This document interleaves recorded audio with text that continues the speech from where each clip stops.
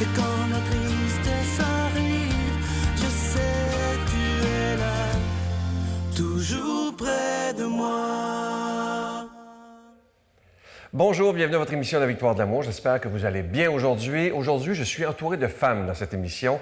Je reçois avec beaucoup... Tout d'abord, c'est une émission assez difficile comme témoignage. Je reçois avec beaucoup de joie Mélanie Carpentier qui a écrit un livre qui s'intitule « J'ai été une esclave sexuelle. Comment se sortir des gangs de rue ». Vous allez voir, c'est un témoignage assez bouleversant.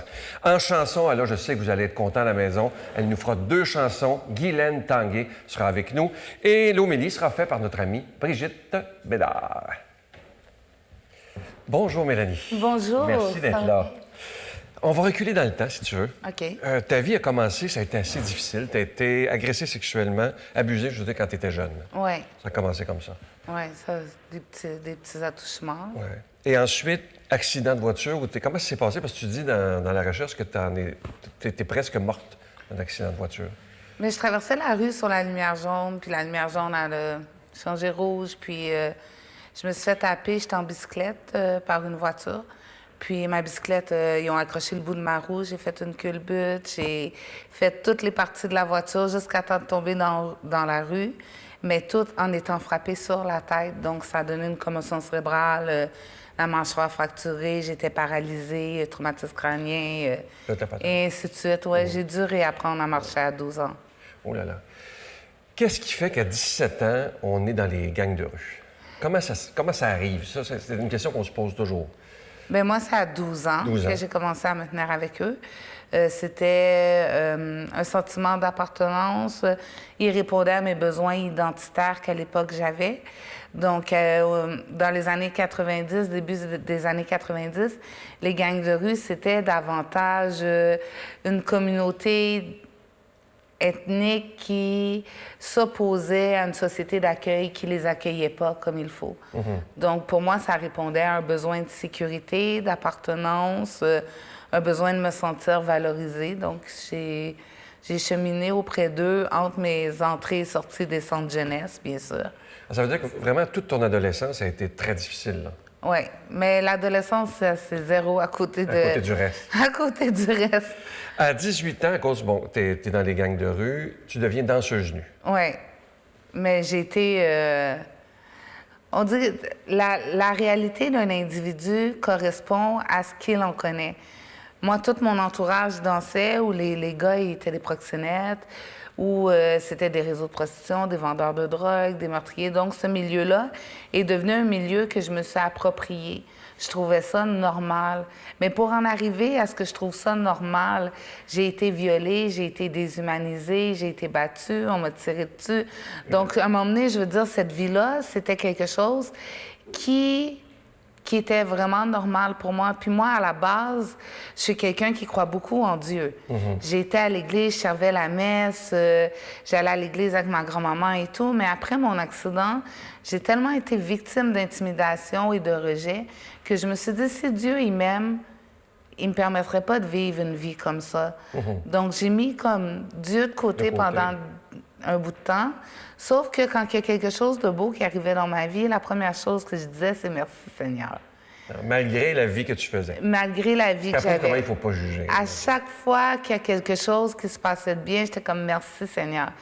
Puis tu sais, au final, là, je regarde ça, puis moi, ça s'est vraiment empiré après la naissance de mon fils. Oui, tu as eu un enfant. Et 9 jours après, tu recommençais à danser. Bien, j'avais pas d'argent. J'étais sur l'aide sociale. J'avais un chèque d'aide sociale de 420 $ par mois et un loyer de 395. Mon Dieu. Donc, j'ai mangé chez ma mère, j'ai mangé chez des amis, j'ai gardé des enfants, mais ça a vraiment été difficile. J'étais retournée danser une fois enceinte de 4 mois. Juste pour pouvoir aller acheter une bassinette pour mon fils à la Société Saint-Vincent-de-Paul. Donc, ça a été vraiment difficile.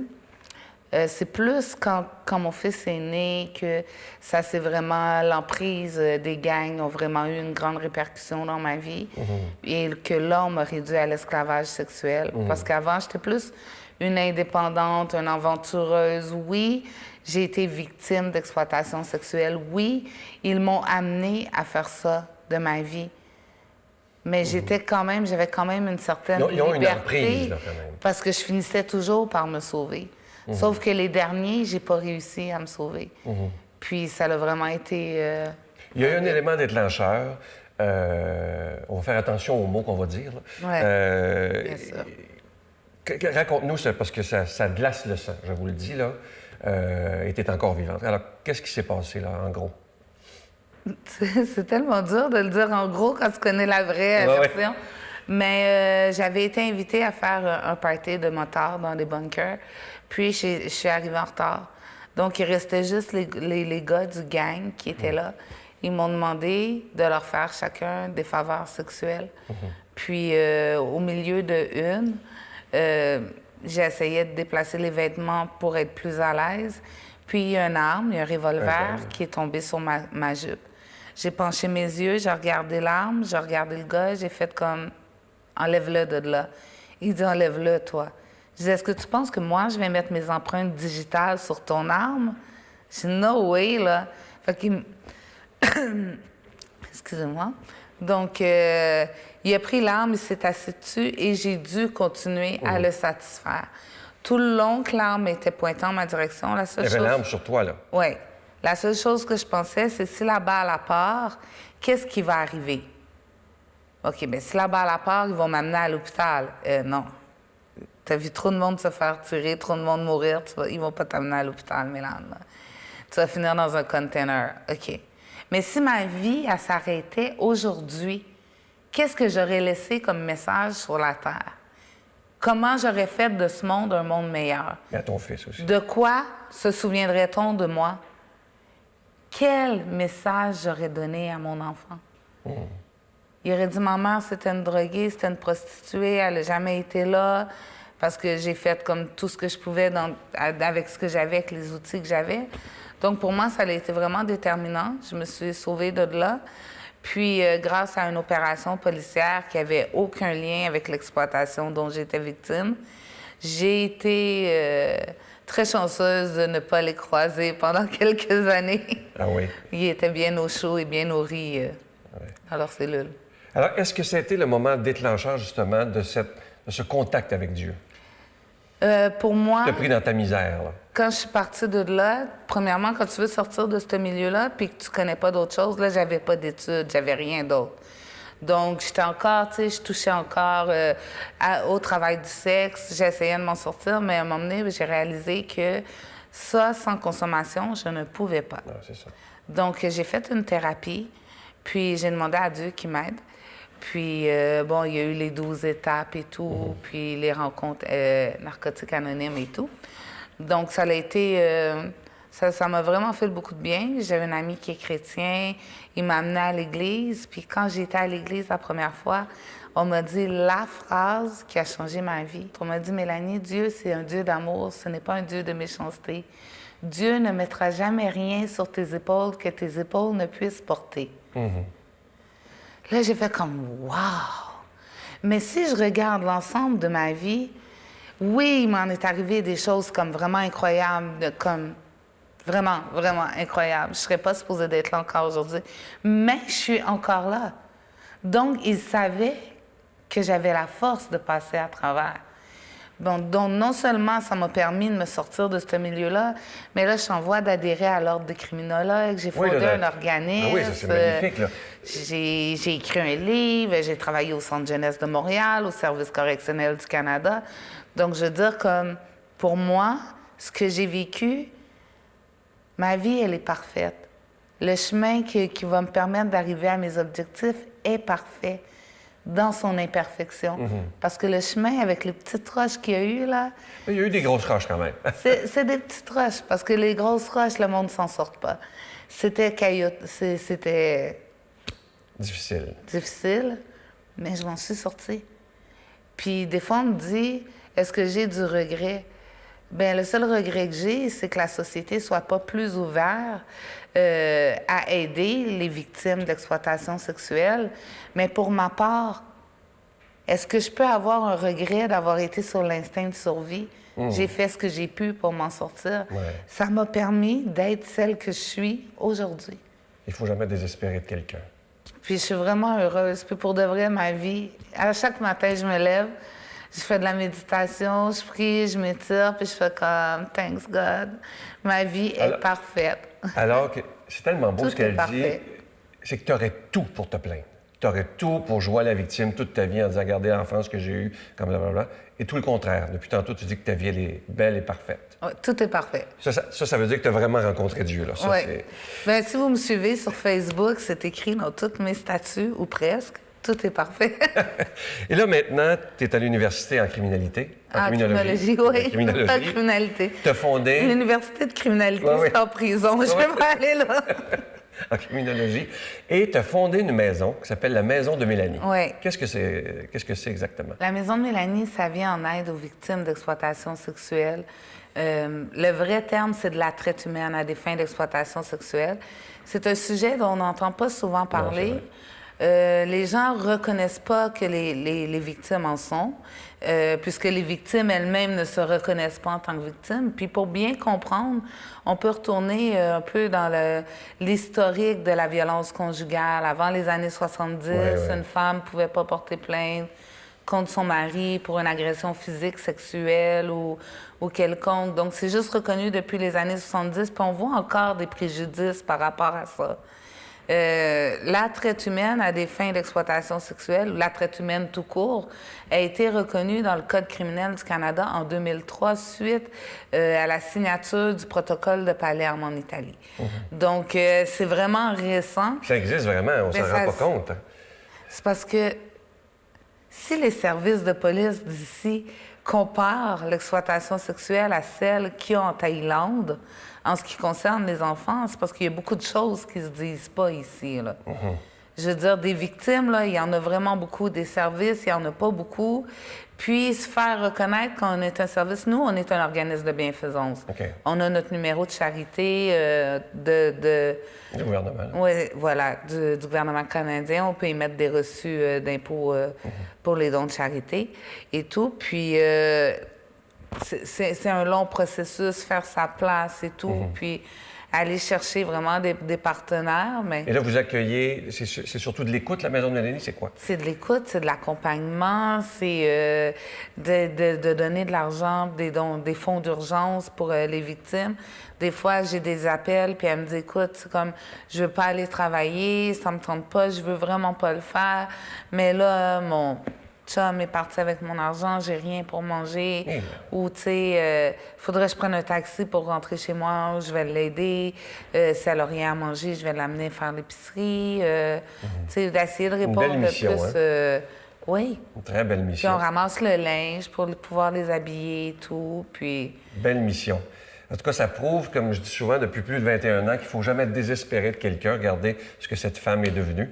Et je veux inviter les gens à lire ton livre parce que tous les profits sont remis à la Maison de Mélanie. Oui, si on le commande en ligne... Oui, c'est ça. Alors, on va donner l'adresse. Vous allez voir présentement l'adresse Internet. Et prenez le temps de le lire. Ça se lit comme un roman. Ça s'intitule « J'ai été une esclave sexuelle, se sortir des gangs de rue ».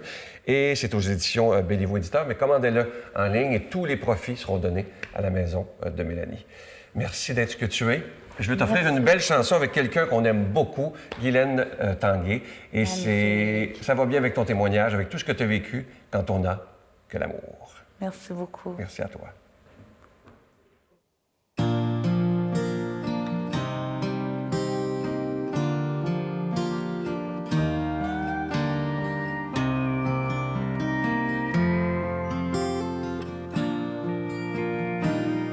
Quand on n'a que l'amour à s'offrir en partage au jour du grand voyage qu'est notre grand amour.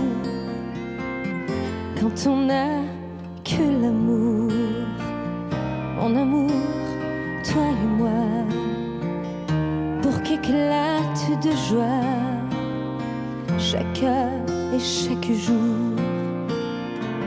Quand on n'a que l'amour pour vivre nos promesses, sans nulle autre richesse que d'y croire toujours.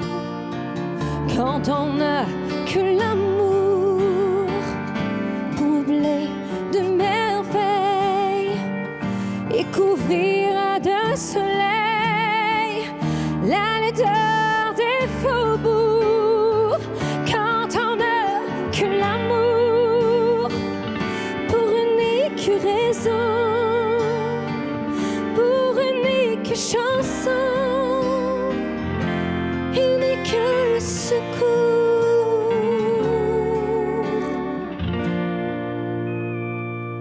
Quand on n'a que l'amour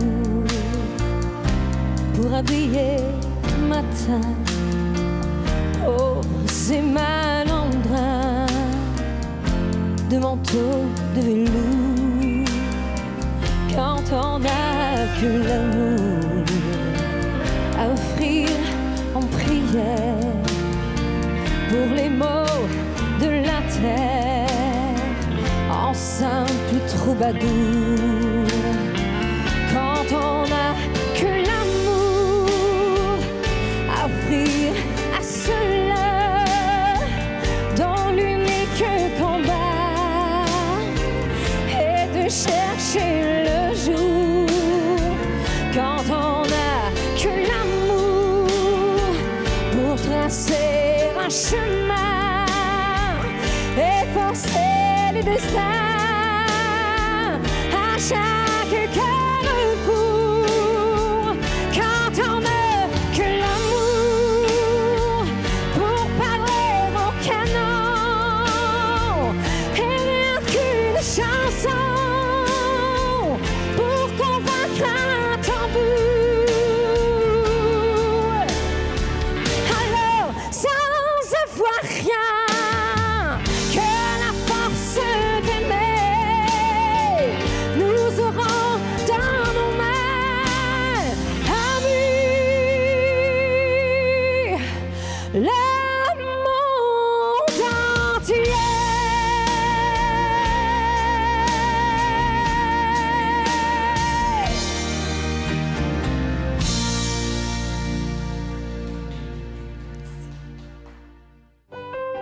Notre Père qui es aux cieux, que ton nom soit sanctifié, que ton règne vienne, que ta volonté soit faite sur la terre comme au ciel.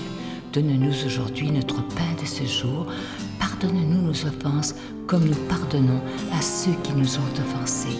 Ne nous laisse pas entrer en tentation, mais délivre-nous du mal, car c'est à toi qu'appartient le règne, la puissance et la gloire pour les siècles des siècles. Amen. Poursuivez votre cheminement spirituel avec l'équipe de la Victoire de l'amour avec l'abbé Robert Jolicoeur, Brigitte Bédard, l'abbé Éloi Giard, l'abbé Daniel Gilbert, le docteur Gaëtan Brouillard, Pierre-Luc Bordelot, Luc Faneuf, l'abbé Stéphane Roy, l'abbé Jean-Chrysostome Zolochi, Sylvain Charon, Serangel et plusieurs autres.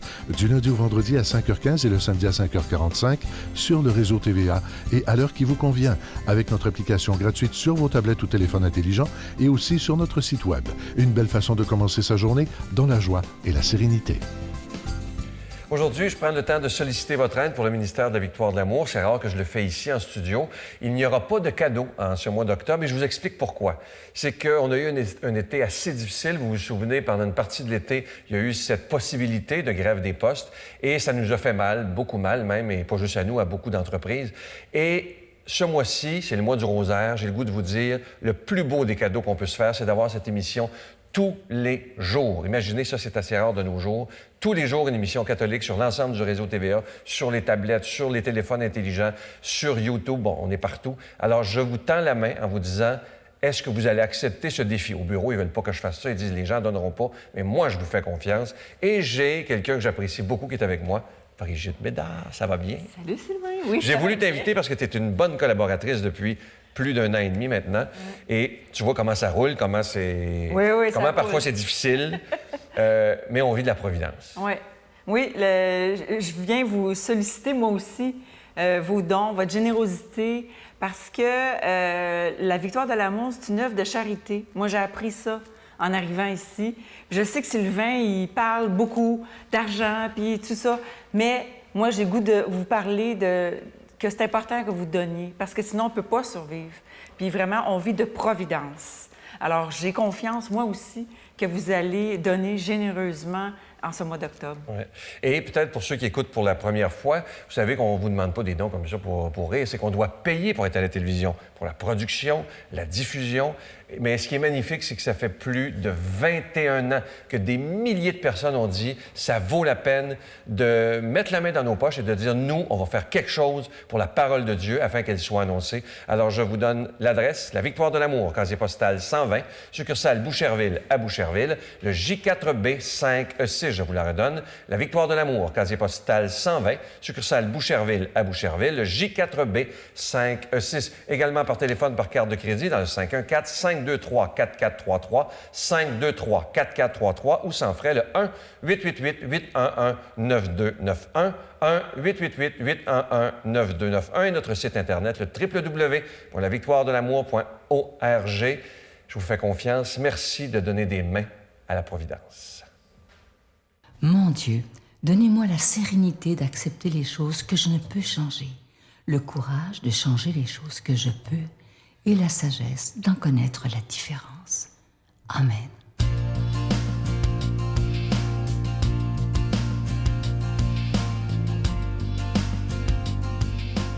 Bonjour tout le monde, ça me fait plaisir aujourd'hui de commenter l'Évangile qui parle de la puissance de la foi, qui est Luc chapitre 17, versets 5 à 10.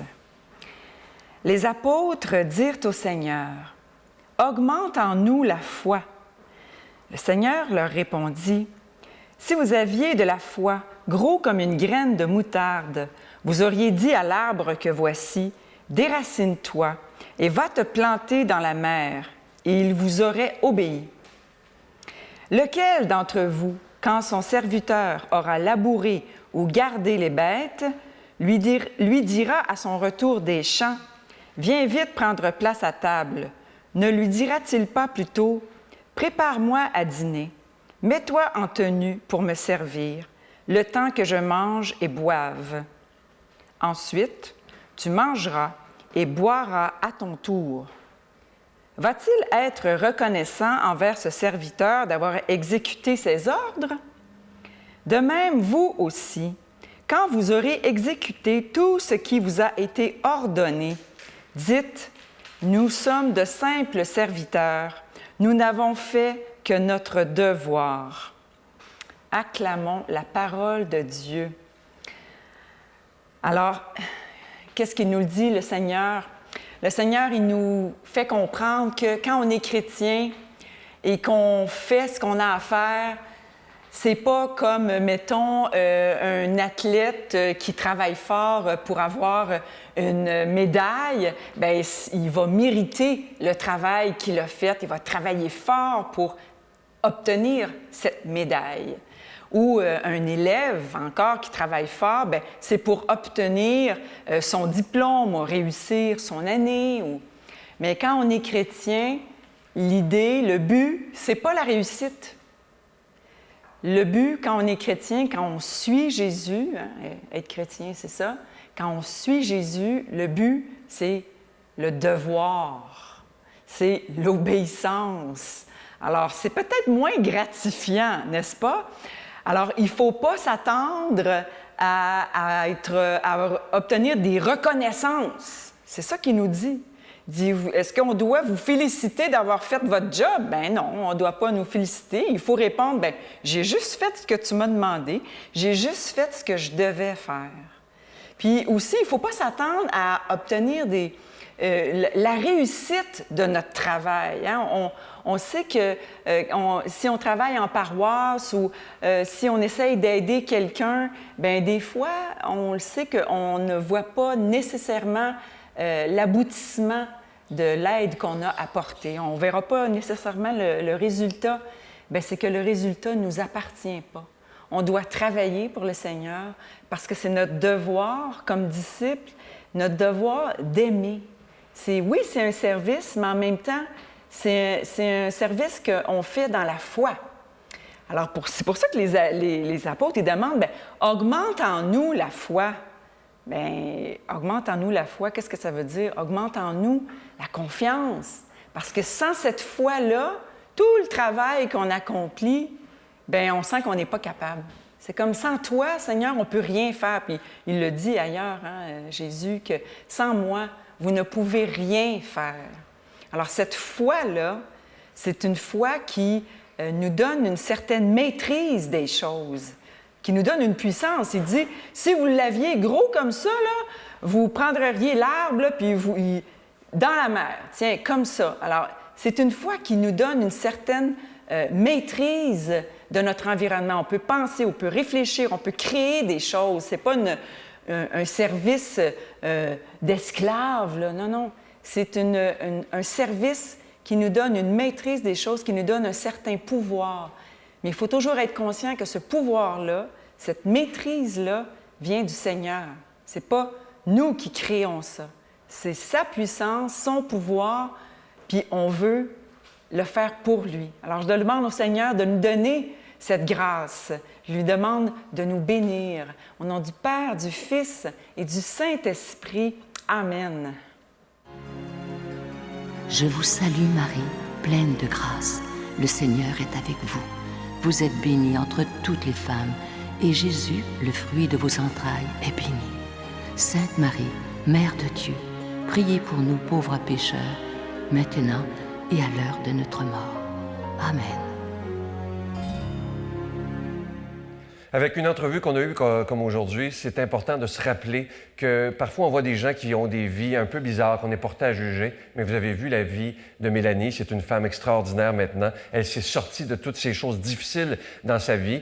Elle est encore vivante et elle en est bien contente parce qu'elle aurait pu mourir, évidemment. Et aujourd'hui, malgré toute cette souffrance qu'elle a vécue, elle a décidé d'aider les autres. En terminant, j'aimerais qu'on écoute une très, très belle chanson de Guylaine Tanguay. C'est sur son tout nouvel album, qui est magnifique d'ailleurs, qui s'appelle Guylaine Tanguay Classique. Et c'est le titre suivant, Un coin du ciel. Et j'espère qu'on aura la chance de revoir Guylaine à l'émission, parce que je sais que vous l'aimez beaucoup. Je vous souhaite une belle journée et j'ai déjà hâte de vous retrouver demain matin. Bye bye.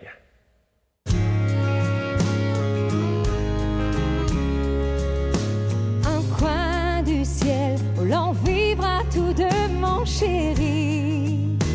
Un coin du ciel où l'on s'aimera toute la vie.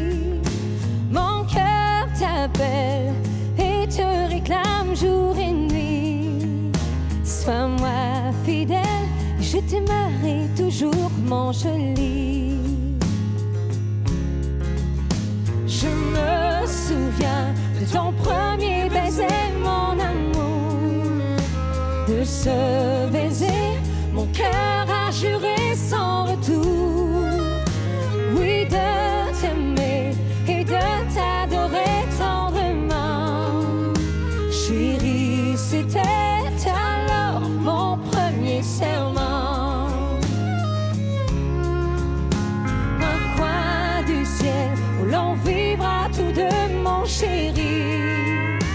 Un coin du ciel où l'on s'aimera toute la vie. Mon cœur t'appelle et te réclame jour et nuit. Sois-moi fidèle, je t'aimerai toujours, mon joli.